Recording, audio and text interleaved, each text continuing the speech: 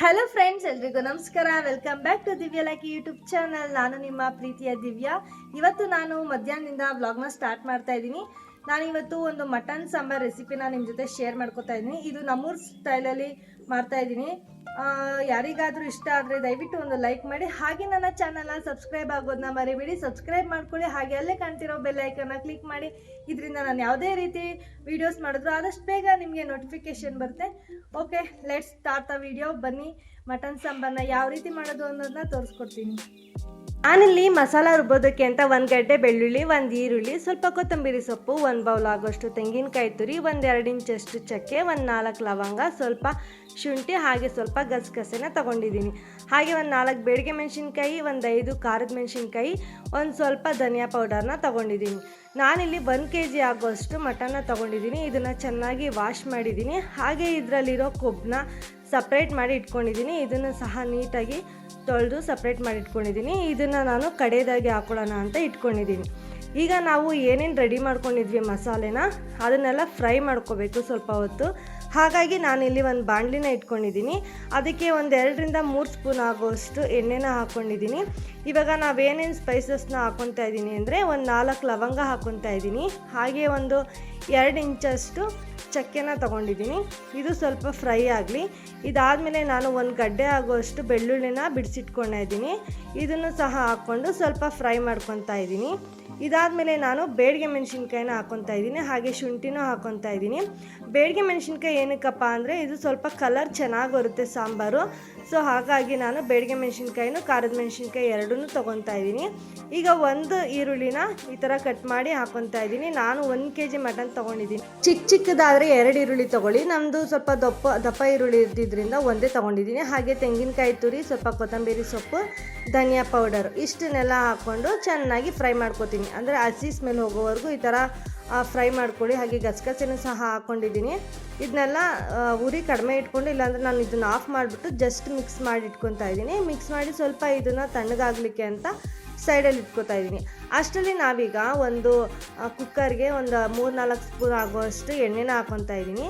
ಈ ಎಣ್ಣೆ ಸ್ವಲ್ಪ ಕಾದ್ಮೇಲೆ ನಾನು ಏನು ಮಟನ್ನ ತೊಳೆದು ಇಟ್ಕೊಂಡಿದ್ದೀನಿ ಅದನ್ನು ಸಹ ಹಾಕ್ಕೊಂಡು ಚೆನ್ನಾಗಿ ಹುರ್ಕೊತಾ ಇದ್ದೀನಿ. ಇದನ್ನು ಚೆನ್ನಾಗಿ ಹುರ್ಕೊಬೇಕು. ಇದು ಬ್ಯಾಡ್ ಸ್ಮೆಲ್ಲೆಲ್ಲ ಹೋಗಬೇಕು. ಆ ರೀತಿ ಚೆನ್ನಾಗಿ ಹುರ್ಕೊಂಡು ಇದಕ್ಕೆ ಸ್ವಲ್ಪ ಉಪ್ಪು ಮತ್ತು ಅರಿಶಿನ ಹಾಕ್ಕೊಂಡು ಹುರ್ಕೊಳ್ಳಿ. ಬೇಗನೆ ಕುಕ್ ಆಗಿಬಿಡುತ್ತೆ. ಹಾಗೆ ಇದು ನೀರೆಲ್ಲ ಬಿಡಬೇಕು. ಇದು ಮಟನ್ನಲ್ಲಿರೋ ನೀರೆಲ್ಲ ನೀಟಾಗಿ ಬಿಟ್ಟರೆ ಮಟನ್ ಇದರಲ್ಲೇ ಸ್ವಲ್ಪ ಕುಕ್ಕಾಗಿರುತ್ತೆ. ಹಾಗಾಗಿ ಚೆನ್ನಾಗಿ ಹುರ್ಕೊತಾ ಇದ್ದೀನಿ.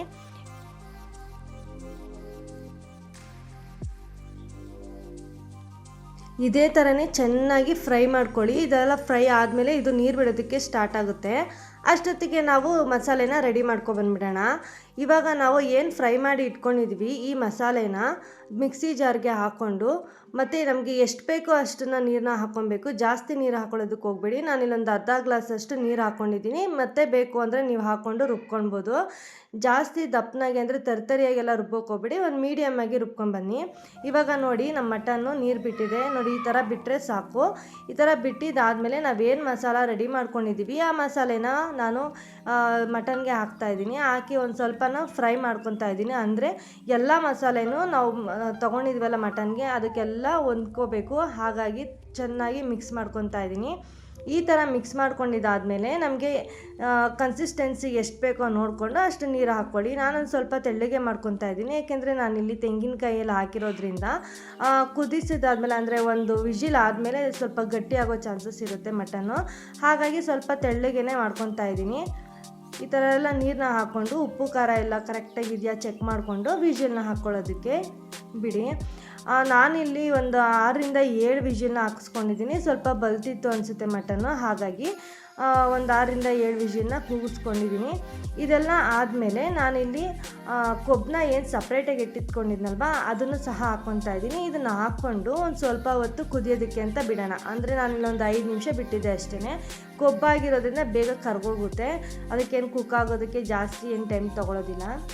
ನಾನಿಲ್ಲಿ ನಮ್ಮೂರ ಕಡೆ ಎಲ್ಲ ಚಾಕು ಚೂರಿನ ಇಡ್ತಾರೆ. ಅಂದರೆ ದೃಷ್ಟಿಯಾಗಿದ್ದರೆ ಏನಾದರೂ ಕಣ್ಣು ಬಿದ್ದಿದ್ರೆ ಹೋಗಲಿ ಅಂತ ಹೇಳಿಬಿಟ್ಟು ಈ ಥರ ಚಾಕುನ ಇಡ್ತಾರೆ. ನಾನು ಅಷ್ಟೇ, ನಾನು ಇದನ್ನು ಮಿಸ್ ಮಾಡ್ದೇ ಫಾಲೋ ಮಾಡ್ತೀನಿ. ನಮ್ಮ ಮನೇಲಿ ಚಿಕನ್ ಮಟನ್ ಏನೇ ತಂದ್ರೂ ಅಷ್ಟೇ ಈ ಥರ ಚಾಕು ಕಾಯಿಸಿ ದೃಷ್ಟಿ ತೆಗೆದು ಸಾಂಬಾರು ಒಳಗಡೆ ಇಡ್ತೀನಿ. ಈ ಥರ ನೀವು ಯಾರ್ಯಾರೆಲ್ಲ ಮಾಡ್ತೀರಾ ನನಗೊಂದು ಕಾಮೆಂಟ್ ಮಾಡಿ. ನೋಡಿದ್ರಿ ಅಲ್ವಾ ಎಷ್ಟು ಈಸಿಯಾಗಿ ಮಟನ್ ಸಾಂಬಾರನ್ನ ಮಾಡ್ಕೊಳ್ಳೋದು ಅಂತ. ನಾವಿಲ್ಲಿ ಸಲಾಡು, ಮುದ್ದೆ, ರೈಸು ಎಲ್ಲನೂ ಮಾಡಿಕೊಂಡು ಊಟಕ್ಕೂ ಸಹ ರೆಡಿಯಾಗಿದ್ವಿ. ತುಂಬಾ ಚೆನ್ನಾಗಾಗಿತ್ತು ಸಾಂಬಾರು ಮಾತ್ರ. ನೀವು ಒಂದ್ಸಲಿ ಟ್ರೈ ಮಾಡಲೇಬೇಕು. ಟ್ರೈ ಮಾಡಿ ನನಗೊಂದು ಕಮೆಂಟ್ ಮಾಡಿ. ಸೊ ಈ ವ್ಲಾಗ್ನ ನಾನು ಇಲ್ಲಿಗೆ ಎಂಡ್ ಮಾಡ್ತಾ ಇದ್ದೀನಿ. ಯಾರಿನ್ನೂ ನನ್ನ ಚಾನಲ್ನ ಸಬ್ಸ್ಕ್ರೈಬ್ ಆಗಿಲ್ಲ ಬೇಗ ಬೇಗ ಸಬ್ಸ್ಕ್ರೈಬ್ ಆಗಿ ಅಂತ ಹೇಳ್ತಾ ಹೋಗಿ ಬರ್ತೀನಿ. ಬಾಯ್.